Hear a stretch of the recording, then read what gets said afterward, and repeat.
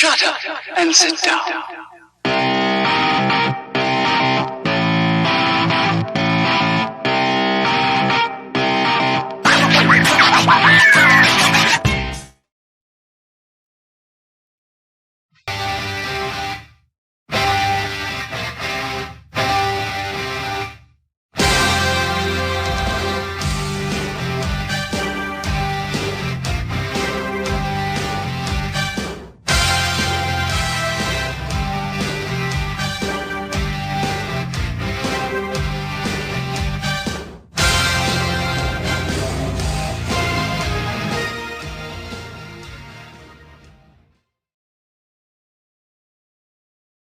Man, what a great theme, right?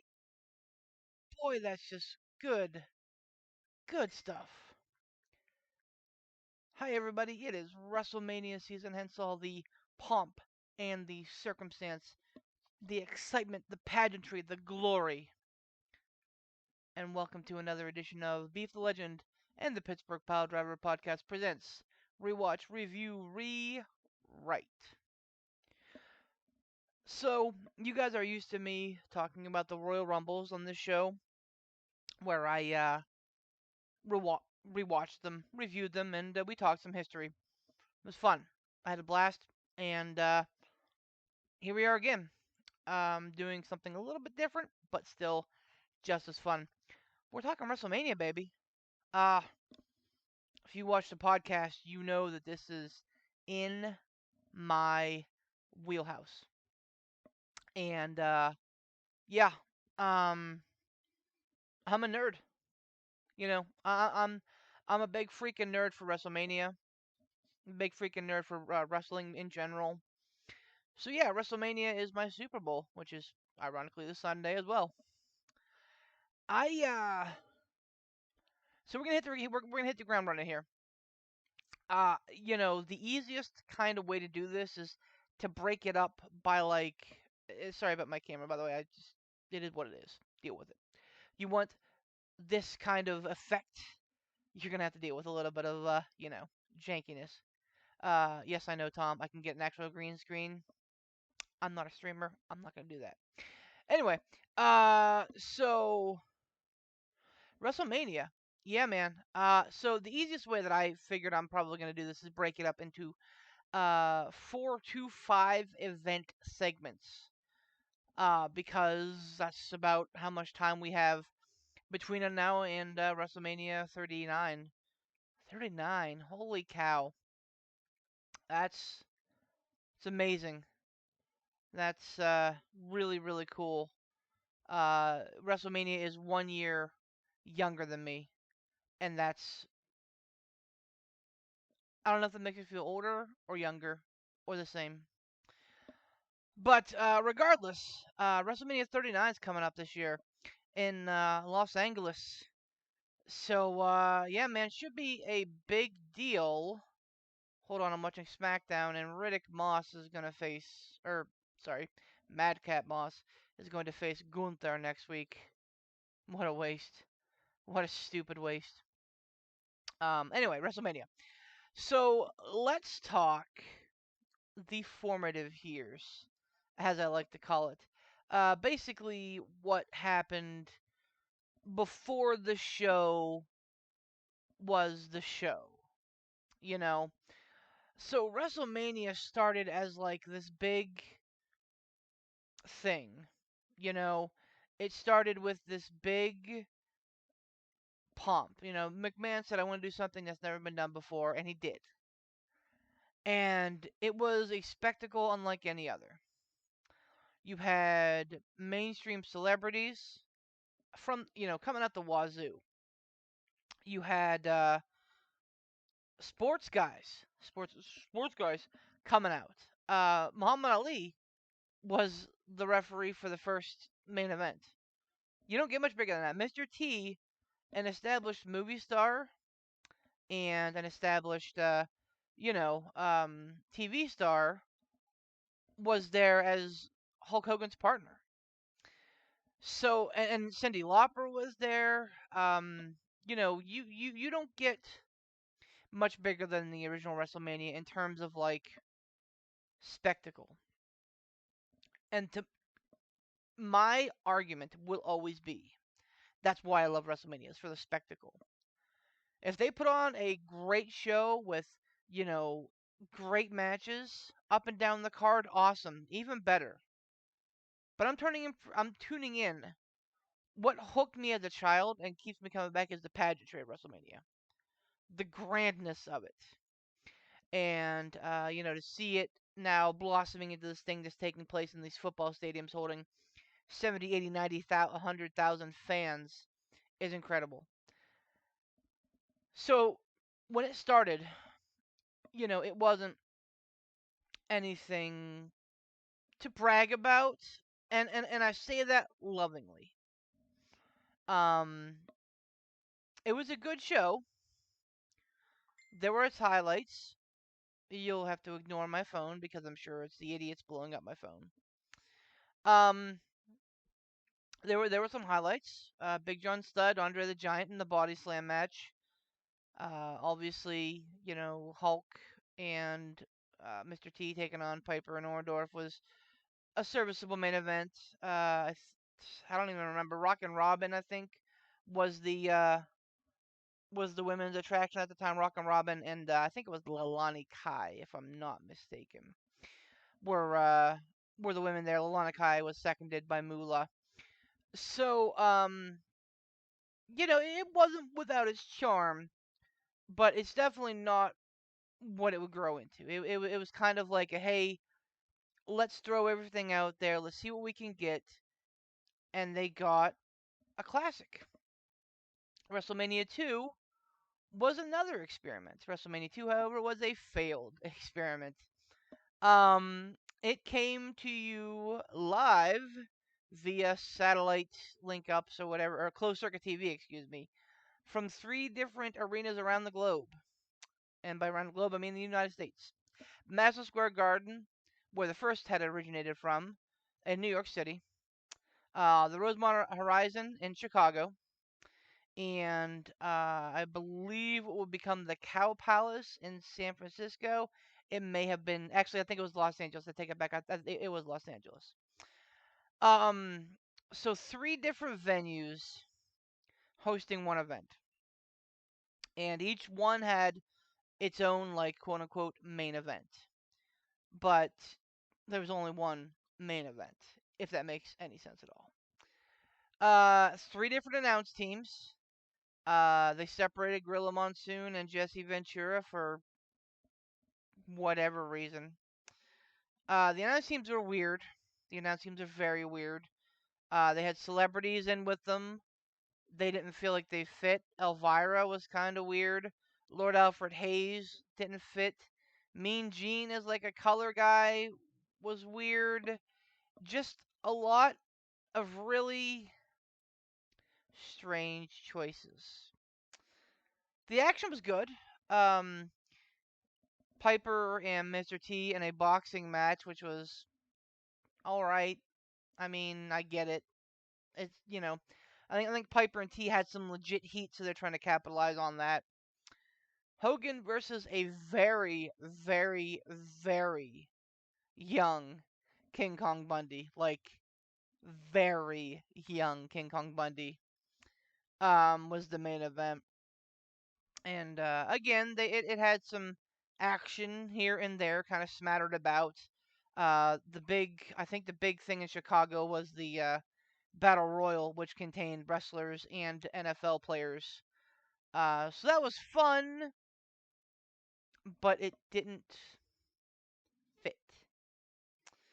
Um, so yeah, it was an experiment. I'm glad it was just that one year. WrestleMania 3 was a one-match card built around Hogan and Andre.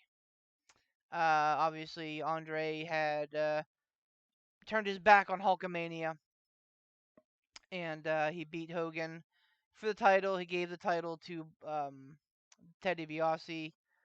Um, uh, Jack Tunney, then president of the World Wrestling Federation, stripped him of the title, and that was the whole thing.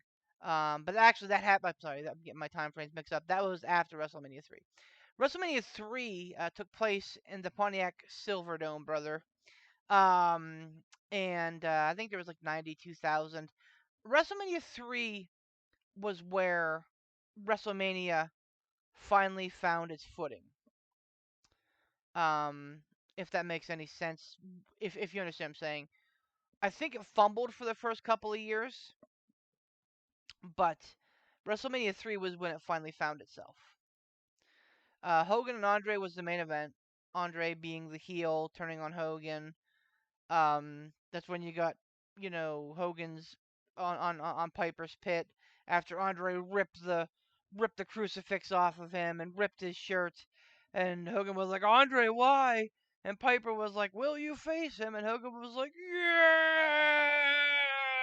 It was fucking just over the top. um, but honestly, like that card also had um the Hart Foundation with Dangerous Danny Doring versus who was the referee versus the Bulldogs and who was on the Bulldogs team? Shit, I don't remember. But that was a fun match. Obviously it's the British Bulldogs, it's the Hart Foundation. Of course, you're gonna get a great match out of them. And the one that everybody talks about as like the first big awesome WrestleMania match, the one that influenced so many young wrestlers to go on, was Ricky Steamboat versus Macho Man Randy Savage. So, all right, I'm just gonna kind of say it and be done with it. It was an okay match. Don't come for me. It was an okay match. Um, for the time, yeah. Oh, it was great for the time. But now with modern classics that we have, it just doesn't hold up. I get it that this happened, 26 years ago, and that it probably shouldn't hold up. 26, 36, 36. Oh my God, 36 years ago. So yeah, I mean, obviously with the sport evolving, it absolutely shouldn't hold up, and it doesn't. It's still a good match. Don't like sleep on it. It's just not. If you watch it in a vacuum, yeah, it's a great match. But living in the world that we do, it was good. It was good. I'll say this: to that point, it was the biggest WrestleMania match and the best WrestleMania match. And then, of course, the main event was Hogan versus Andre the Giant, and that ended with Hogan, you know, finally taking down Andre. I think Andre was undefeated to this point. Very rarely did the Giant leave his feet. This was Hogan taking him off his feet and slamming him and dropping the leg drop and that, I am a real American, that whole spiel, which, was Hulkamania.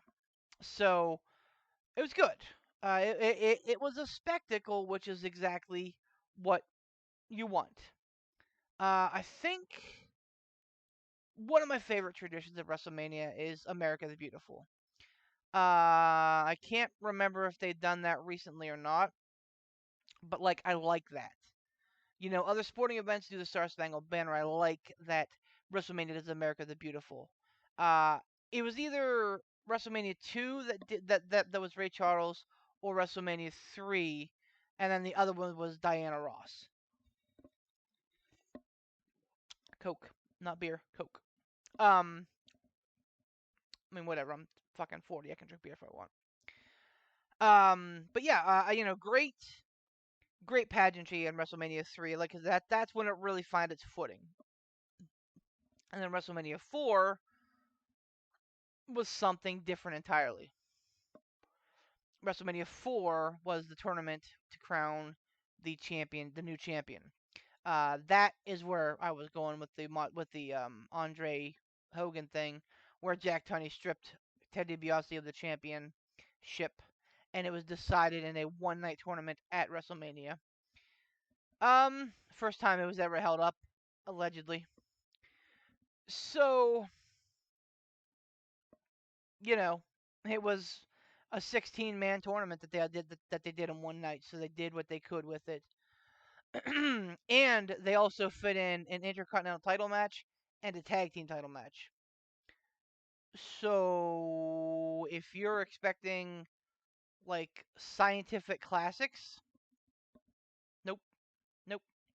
Uh Curiously, they could have steered into and leaned into Savage versus Steamboat 2 in this year in WrestleMania 4, but they leaned away from it for whatever reason. And I get it. Like, Savage was supposed to be the conquering hero and the face, and him beating Ricky Steamboat probably would not have helped his cause. But man, like, how do you have Savage versus Steamboat 1 and then not, like, set up the brackets though so that it looks like it's going to be Savage versus Steamboat 2 in the quarterfinals, only to take that away from everybody? It was dumb. It was a dumb bait and switch. Ted DiBiase basically walked into the finals. He basically didn't beat anybody. Savage had to go through like a bunch of big, powerhouses, and at the end of the night, Savage was the champion, but it's because Hulk Hogan helped him. Foreshadowing. Ooh, stupid, stupid. I think Hulk Hogan is one of, if not the biggest legends in the business. But WrestleManias 1 through 9 were just a big Hogan suckfest. And I don't mean like Hogan sucked, I mean a Hogan suckfest, to quote MJF. Um, it was just Hogan praising, making Hogan look unbeatable, making, Hulk deciding who he was going to put over, and, at the end of the night, yeah, Macho Man won with the help of Hulk Hogan. I get it. Take your victories when they can, and we got a full year as the Macho Man as champion, so that's awesome. But yeah, it was okay. Trump Tower, no, Atlantic City, Trump Plaza was a weird venue. Um, Weird. They had like the stairs that led to the ramp, and it was like not a lot of people. It was weird. Whole thing was weird. Weird they chose to go back there the next year for WrestleMania 5, but I don't want to get into spoilers because I won't do that to you people. I actually did on this week's podcast, but you'll hear it. But yeah, so rewriting the first 4 years. What would I do differently? Honestly, not a lot. Uh, not a lot. I'm not saying that they were great events by any stretch of the imagination, but I think that they were necessary evils to get to where they needed to get to, so that they could find its footing. It all kind of needed to happen that way. I guess I would not have WrestleMania 2 emanate from three separate locations, rather one location with one solid announced team, because yeah, I can't imagine being a fan and being in one of the three locations and getting 1/3 of a WrestleMania, right? And I WrestleMania 4, I probably would have done the preliminary round on like Superstars or Saturday Night Main Event or something, so that you had, I don't know what keeps that. Oh, I think it's that stupid tree. Um, so that you have time for matches, so that wrestlers can actually exhibit their style. And yeah, you know what? I probably would have thrown Savage versus Steamboat 2 in there as like part of the semifinals. Dumb, maybe, but I hell, why not? Why not? And yeah, I mean, the right guy won at WrestleMania 4. I'll say absolutely, absolutely. WWF was looking for a second babyface, and they found it in the Macho Man, which would eventually, lead to him being a big heel. Um, but yeah, so yeah, that's WrestleManias 1 through 4. Not a lot to rewrite, but the I, I I enjoyed the glory days of WrestleMania. So WrestleManias 5 through 9 are I think I'm gonna have some thoughts on them. I think I'm gonna have some thoughts. But as always, ladies and gentlemen, I have rambled for far too long. And it's time for me to go. Because I'm missing Rampage. And yeah. I might post another one of these depending on how far I get into the WrestleMania binges this weekend. But if not, I'll get you back. You know it. You know it. Your boys got you. Thanks for watching. And as always, rock on.